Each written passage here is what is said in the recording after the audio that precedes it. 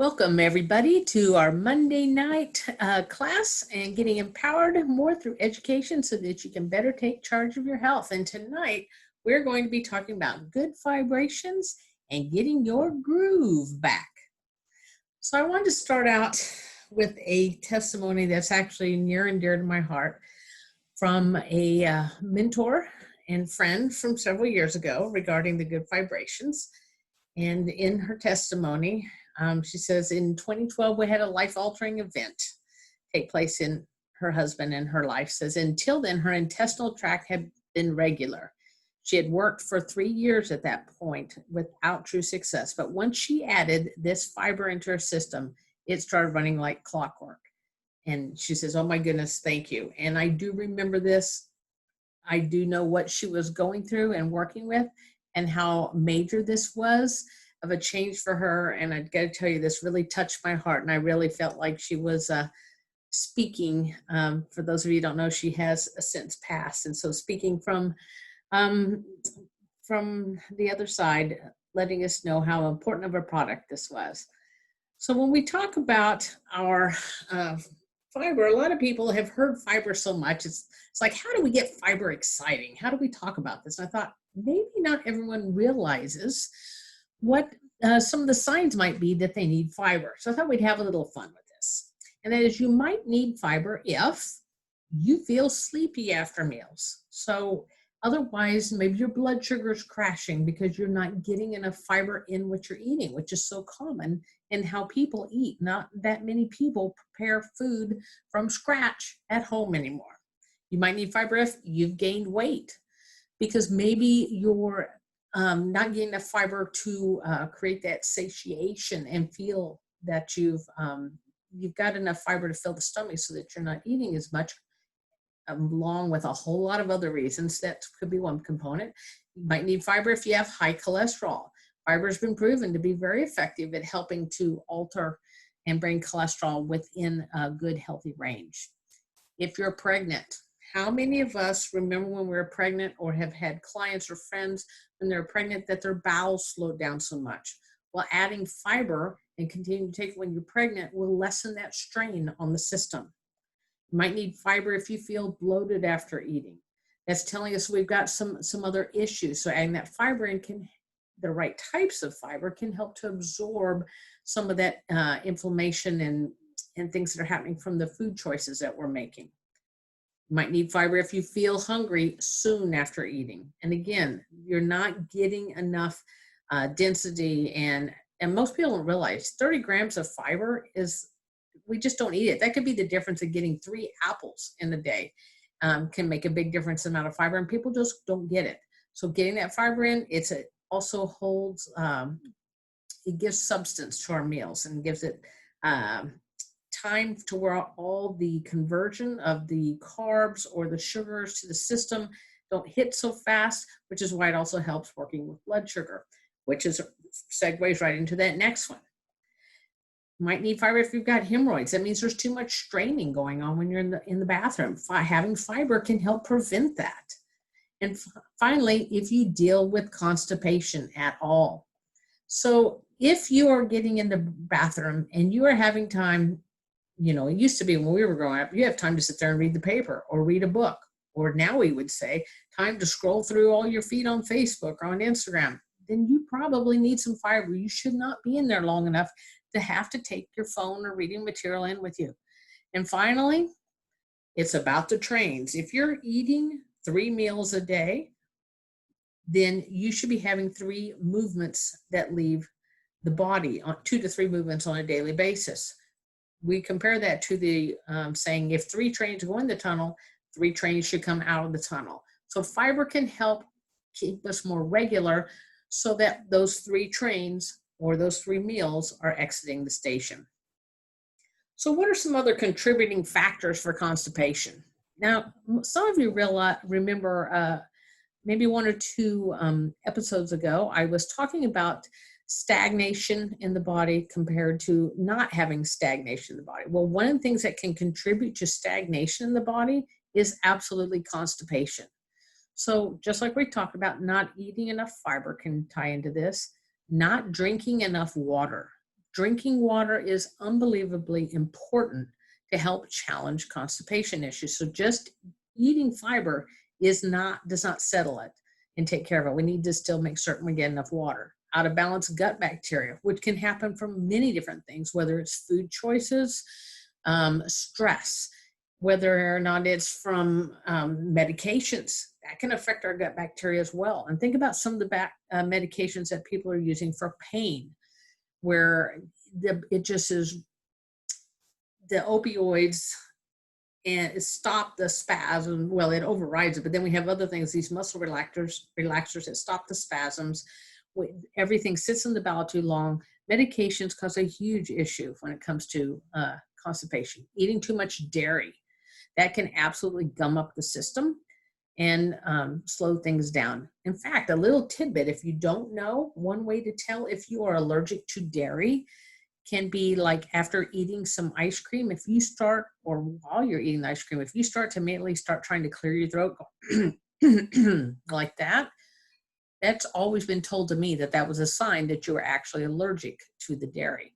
So it was getting that phlegm thicker. So think about thicker phlegm. Why wouldn't that be a contributing factor to constipation? Eating too much sugar, and that would be because it helps the quote unquote bad bacteria to multiply, which is going to cause other issues.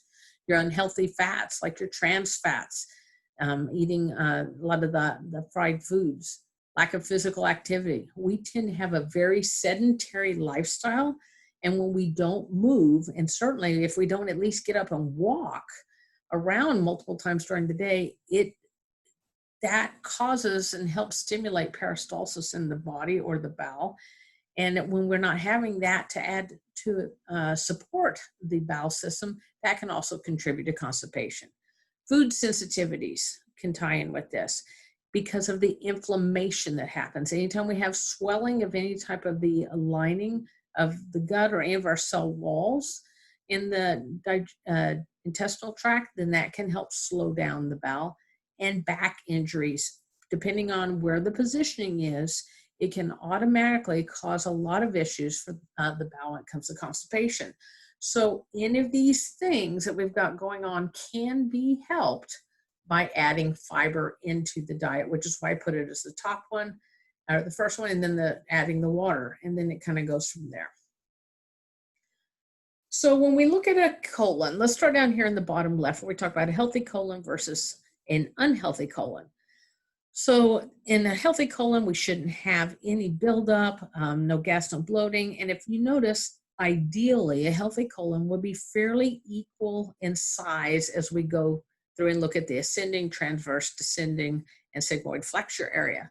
When we compare that to an unhealthy colon, which most people do not have, an ideal shaped colon. They don't know, we kind of guess and hope that everyone's looks like that way. Just like when we look at the anatomy and say, well, the stomach should be here, the heart should be here. Well, that's not exactly, we don't have a, exactly a puzzle piece place where everything sits. So not all our colons are going to be exactly where they should be, even when we come out of the womb and are born. So some areas can have strictures in them. Some can have bloated areas. Some can have the divots in. And so look at the challenge that can make for moving material out of the bowel. So then we move up and we look at the diagram above, and I want to make certain to remind people all these different areas where the colon is absorbing fluids out of it so that it can leave the body. But if the bowel is not moving, if we're not getting 3 trains leaving every day, 2 to 3 trains, then the longer that material sits there, then once we absorb the water, we start to reabsorb the toxins. So depending on where it's sitting, for instance, let's look in the about midway there on the right side. When we're looking at it, it would be left side of the body, is the adrenal glands and the kidneys. If we have bowel material that is slowing down right there and sitting there for a while, let's say to constipation, then we're going to have toxins that are leaving that colon and going into and affecting the adrenal glands. So it automatically is getting in essence, poisoning that area. So how do we get this to move out? Well, the example that I've always been taught is in a good analogy is like squeezing a tube of toothpaste. If we continually squeeze the tube of toothpaste in the middle, are we going to get all the toothpaste out? Of course, the answer is no. Inevitably, we have to go to the bottom and start moving everything out. Well, if we start at the bottom and start moving it out to begin with, then we get all, or at least a larger portion of the toothpaste to leave the tube. Well, think of that with our bowel. If we're starting at the bottom and we've got all this fiber to push against, then we're going to get a lot better release of all the material out of the bowel. So fiber, in essence, can act like that and help for better and more proper elimination. So when we look at our GoodFibrations, we've got quite a few ingredients, and we're going to investigate these. We'll start with, we've got 3 variations here: the psyllium husk, hull powder, and psyllium seed powder, which we will go into detail a little bit later with Greg. We've got apple, blueberry, cranberry seeds, black raspberry seeds. And so that's unique forms of fiber right there. And any of your seeds are always going to have antioxidant properties in them as well, along with different types of healing properties. And that's one of the things that's very unique about this GoodFibrations, is it does have ability to help heal the intestinal tract, not just being used to move the fecal material out. Slippery elm bark extract. Slippery elm is a phenomenally important plant, I believe, for the health of the intestinal tract. It is a mucilaginous herb. It also is very nutritive, and it also is very protective. So it can absorb toxins that are causing issues. It can give nutrients when we're, maybe it's an area is irritated. It gets protected by that mucilaginous, and then the nutrients can go in to help to heal. Young children, when they're like 5 or 6 months old, I used to always, and I still would, when they're having a difficult time cutting their teeth, then what we would do is make a gruel out of just slippery elm bark. And then the moms would give that to them because it's so nutritive, and they would start popping their teeth through so easily. So, and it's so gentle, and it also always works whether we're working with diarrhea or constipation, because it helps bring the body into balance. Red raspberry leaf seed, and then seed and then leaf powder. My children always knew that if they started coming down with the flu or something, that I would always make a gallon of red raspberry leaf tea, because it was so healing for the, not only the cold or flu, but for the intestinal tract as well. And it has astringent properties, and would help move out inflammation if they were dealing with diarrhea. And it just was very, very soothing, and it would help fight colds and flu. So, and red raspberry leaf is just something I've always loved. And then marshmallow root extract is another mucilaginous plant, and it has an affinity for the small intestines, which means it's going to get in and help. And it's been proven to work very well with some of the itises or things where we have irritable areas. It can help also take out some of those toxins because it absorbs them. Now, when we're looking at, and again, there's more plants, we're going to be looking at them here in a minute. I just want to make certain everyone has an idea. Yes, we talked about the toothpaste and how that gives you an idea how things are supposed to leave the bowel. Well, also think of your fiber or this product like a big push broom, and it's just taking and shoving and pushing all the dirt or the material out of the way. Or I've also used an example for this time of year, like a snow plow is pushing the dirt. It can take those big amounts of snow and just push it out of the way and down the road. So that is one of the big roles of fiber. We need something to push against. When people have dealt with constipation for long periods of their life, for instance, I have seen as extreme of a case about 22 years ago with a person in their early 30s that came to see me, and literally their bowels were only moving once every 6 weeks. And the doctor told them that they weren't concerned because that was normal for them. Well, like you just learned with the 3 trains, and this person was eating 3 meals a day. That's not normal. That has to go somewhere. Well, sometimes we need help with that fiber because we're not getting our diet and that push broom to move things out. So that's one reason I wanted to bring that up. We've got to have things moving. Now, holy basil extract is in this formula, and I absolutely love holy basil. Some of you may know it by the name of Tulsi, and this is one of the things that makes our fiber also very unusual. And as you know, Sol prides itself in having adaptogens in every one of the blends. Well, holy basil is a very well-recognized and documented adaptogen with a lot of the benefits it has. And I want to show you some of these. For instance, when's the last time you ever heard of a fiber that didn't just help move things out of the body, but also helped you feel better while you were doing it? Holy basil is great for elevating your mood, your spirit, just feeling better about life. It promotes cheerfulness.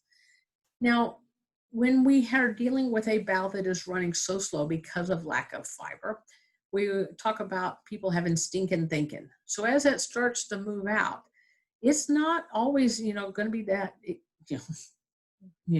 joyful of an experience, shall we say, because things have been backed up for a while. So any way that we can feel better about what we've got going on, actually emotionally as well, is going to work in our favor. Holy basil helps process with grief and fear. Now, when the bowel is running this slow, it also means that we're holding on to things, that we're not being able to move forward. So that's another reason that holy basil is such a wonderful choice for supporting us emotionally, mentally when we're taking this product and getting the bowel cleaned out.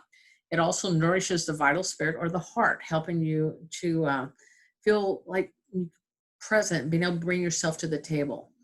Holy basil is outstanding also for normalizing cortisol levels. In fact, that's one of the things that most people are most familiar with this plant. It will also helps reduce oxidative stress, modulates inflammation. That's going to be very important, as any time where you've got irritants sitting in any point in the bowel, we want to help to get that inflammation out as efficiently and quickly as possible. Holy basil extract also helps protect against radiation and chemotherapy-induced damage. And I think this is one reason we have seen such excellent results for people whenever they're using this product, when they're dealing with radiation and chemotherapy, and or afterwards they've had to deal with it because of how it helps heal with that. Holy basil also works with balancing the blood sugar, because you can see then that along with your fiber that's going to do that makes a great pairing. Also lowers the incidence of gastric ulcers, protects the liver. Now we go into ginger root extract. Most people are familiar with this and how it looks in the grocery store. Ginger root has always been one of my favorites for multiple reasons, but I thought it would be great to understand why this was in our fiber. Number one, it helps work with circulation. So again, we want good blood flow going to all the areas of the colon, and bringing in good blood flow is also going to help the colon to do its job with doing the processing that it needs to. It's been proven and historically to work with and support issues with colitis, colon spasms, constipation, I added that nice little S on there, cramps, diarrhea, and often people will think that when they have constipation that they actually have diarrhea, but what it is things are backed up so much that literally only the liquid part can get around the bulk there. Digestive issues. Ginger is one of my favorite things to make as a tea or chew on the crystallized ginger. It's very warming, and again, it's bringing that circulation. I really enjoy it. And therefore, it also helps with digestion and challenging gas. So aren't these great additions to our fiber and seeing the things that they could do? And obviously, it's going to help challenge and work with indigestion. And then, because most people are not going to be familiar with the pear and lime powders that we have in here, and I will tell you, the fiber tastes fantastic, even just in plain water.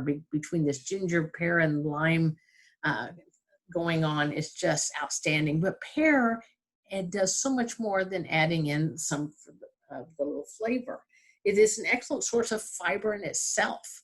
It is a great source for your vitamin B2, C, E, copper, and potassium. And of course, these are going to be in your, obviously, a plant form, which makes them very assimilable. And maybe people don't realize too, whenever you have any of your metals or trace minerals that are in your plants, they've already been pre-digested, so to speak, because they've been assimilated through the roots up into the plant or the fruit here. Therefore, it makes it easier to digest.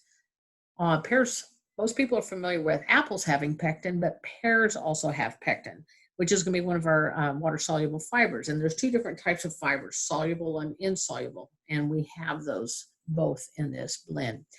And because it's a water-soluble fiber, it does help lower cholesterol levels and tone the intestinal tract.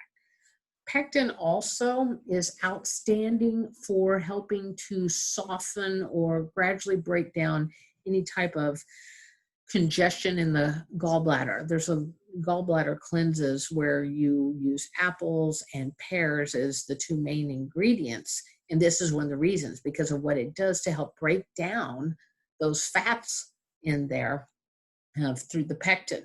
So by using this fiber on a daily basis, you're also supporting that gallbladder health as well. Now we have lime juice powder in here. Yes, of course, it's going to help with taste, but people aren't aware that not only does it have some antioxidants, it also has calcium, but it has a natural ability with the citric acids in it to help inhibit kidney stones.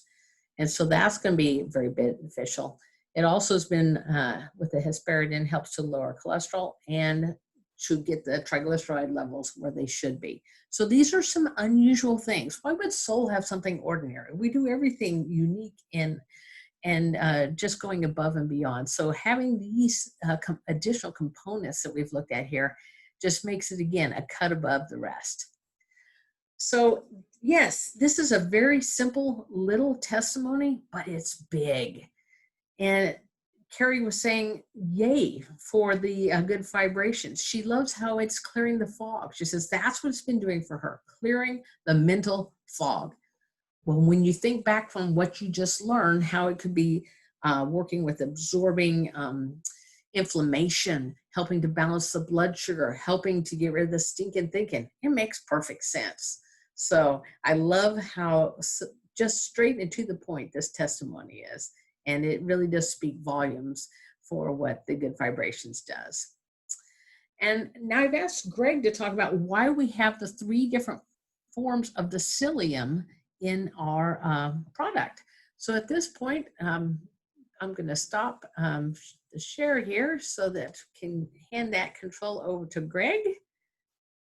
And I believe I already got you as, there you go, as a co-host.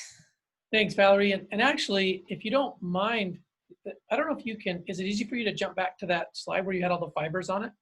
You had the psyllium and the apple. If it's easy, that we can use that slide, but we don't have to. Yeah, it's an interesting question because people, okay, you have 3 different types of psyllium. And most, products, they sort of just have psyllium in them. In a lot of ways, psyllium is viewed as the gold standard still. For lots of reasons, for fibers describing all the things Valerie was teaching us. Yeah, it's the one that one right there, yeah. Oh, so it jumped. Go ahead, I'll get back to it. Oh, okay, that's okay. So I think the short answer on why do we have 3 different kinds is because of what Valerie taught at the start. No 2 human beings are cookie cutter. Everything isn't just right in the same place, operating exactly the same way in every person. In fact, we're all just a little unique. And there are differences in every single colon and every single circulatory system and every single nervous system. And I think that's the marvelous nature of our uniqueness as human beings. And so the way we try to deal with that is with variety. I'm thinking that we all have different needs. And at different times, we have different needs ourselves. And in other words, our needs change. depending on stresses, the stressors that we might have in our life, or what we might have been through recently, or what kind of pathway we're on, how much of the different nutrients we're taking, eating habits. I love Dr. Allison talks about those big 3 legs of a stool that need all 3 to be stable. And it's our nutrition, our exercise, and sleep. And those always kind of change a little, at least if you have any, kids in your life, family in your life, friends in your life, changes, they change. So variety was a big factor for us in the fibers. And we wanted to have a large group of that soluble fibers that get in there and get into the bloodstream and do so many different things like that Valerie taught us. And then also the fibers that are like the brooms, which is the psyllium. And so even though really it's more 2 of the 3 psyllium, the seed is more the soluble group. And it does all its unique things, like Valerie mentioned, cleaning lipids, the bad lipids in blood, and balancing sugar levels along with the insoluble, and doing so many other, feeding the probiotics in the intestine and doing so many other things, and therefore producing vitamins for us and nutrients. Whereas when it comes to the insoluble types that we want in there, we want it to bulk the tube of toothpaste. Because we are all in different situations, they call them mesh sizes with the psyllium. Some are larger mesh sizes and some are smaller mesh sizes. And so what we have are 3 different mesh sizes of psyllium. And therefore, think about that. You've got that variety of sizes of these cleansing fibers. And as they have to work their way through what we have going on in our colon, you've got the bases covered with the sizes that can do what need to be done, we believe, by having those 3 sizes in there. So that's kind of my simple answer on why the variety, because we're all different and things change, and we find we get a better result with all the things that we depend on fiber to do for us if we have multiple mesh sizes in them. And I wanted to add one other thing too, because Valerie, I just loved all your summaries of the different ingredients. And we were talking about this product a week ago with another team in Spanish. And so I was reviewing some of you brought up the pear. And I didn't, it jogged my memory, but because of the type of fiber in pear, there are actually a couple of studies showing it taking heavy metals, mercury and lead. Not something that I would have associated with pear. And the other thing is, pear, not just the pectin in it, but the other properties inhibit these proliferation of bad bacteria, like H. pylori. One of them that the study mentioned was H. pylori. So these wonderful fruits, I wanted to point out, they are the fruit powders, as Valerie said. They're not just a little bit of flavor, natural pear flavor. It's the actual fruit powder, because we want the other benefits. And that's the final reason why multiple sizes of psyllium and all these other ingredients. It's right back to that statement you made in your first few sentences, Valerie. It's one of those unique products that not just serves to help us clean and detox, it actually will build our digestion and intestine, repair the proper balance that should be there, because we've got enough variety in the adaptogens, the various therapeutic seeds and fruits, and even down to the flavors have a role in that. So I do love it too. I love that it tastes good. Fiber, traditionally the quality fibers are nasty. And this is the first one. Thanks to really Dr. Allison and the blend that she put together. This one, I'm with Valerie. I know a lot of people will mix it with things. I like it just plain. It tastes good. You don't need to mix it unless you really need to, I guess. Give it a try, plain. Anyway, back to you, Valerie. Great, yes.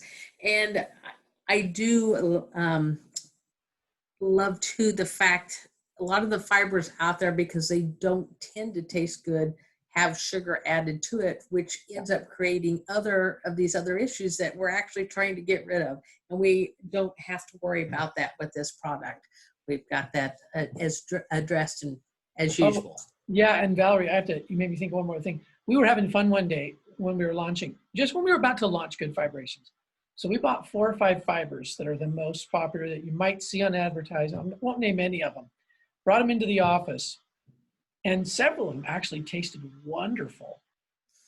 But when you put them in water and you let them absorb, the amount that absorbed and puffed up was like a sliver on the top of the entire glass of water, meaning the ones that tasted great had almost no fiber in them, which is why they tasted so good. They were mostly other flavoring components. So there are all sorts of variables. And I think when I think of GoodFibrations, which sort of in a funny way is why we settled on the name, because not just because we're Beach Boys fans, but also because it was a fiber that really did taste good, and it could do more than just bulk our intestine. That's great. Thank you. We'll go back to this here. There we go. All right. So as most of you all have pretty figured out by now, you know that I'm a big proponent of the Bella Health package, and you can see why the GoodFibrations would be a wonderful addition to this, and how it also ties in with the concept of supporting and taking care of the roots of our tree so that we have an ideal expression of the genetics of the tree or of the human being.